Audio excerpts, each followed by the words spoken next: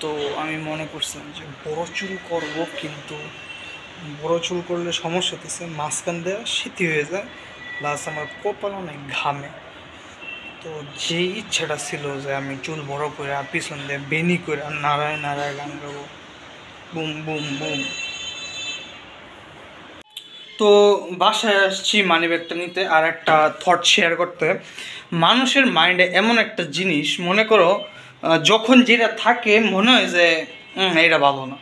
যেমন আমার ছোটোবেলা থেকে ইচ্ছা ছিল যে আমি বড় চুল করবো, অনেক কখনো করতে পারি না স্কুল কলেজ লাইফের জন্য, মানে দেখতে পারতেছো কীরকম বড় সাইড দিয়ে নাই। তখন কথা হইতেছে আমি বড় চুল করছি, মনে করছি অনেক সুন্দর লাগবে, অনেক হ্যান্ডসাম লাগবে, সেই মেথড কাটিং। কিন্তু বড় চুল করে সমস্যা হয়েছে আমার মাথা ঘামতে থাকে খালি, আর চুল মানে আমি চুলের খেয়াল রাখতে পারি না, এরই সমস্যা।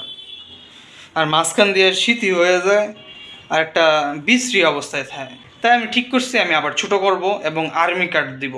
ভাই দরকার নেই, বড় চুল মেনটেন করতে পারি না, আর উল্টাপাল্টা হয়ে যায়, খালি ভালো লাগে না।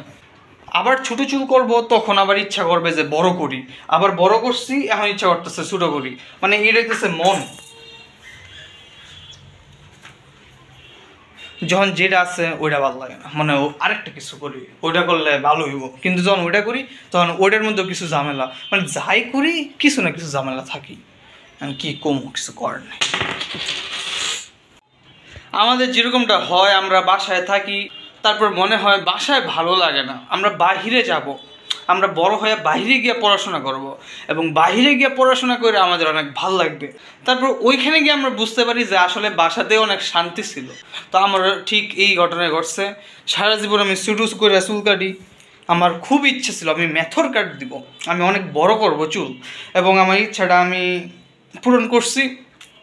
এখন দেখলি মাথা ঘামে, এখন এই সুন্দর দেখার চেষ্টায় আমার দিন হয়ে গেছে কঠিন। আমি মনে করছিলাম বড় চুল করলে অনেক সেই হবে, চুল খালি উস্কো উস্কো হয়ে যায় এবং পেইন। তো সুন্দর লাগি আর না লাগি, আমি আমার আসল গেটআপে এসে পড়ছি, ছোটো চুল, খুবই শান্তি লাগতেছে। দরকার নেই বড় চুল ভাই, মনের ইচ্ছে ছিল, ইচ্ছা পূরণ করছি, আমিও খুশি, তোমরাও খুশি। Tata bye bye.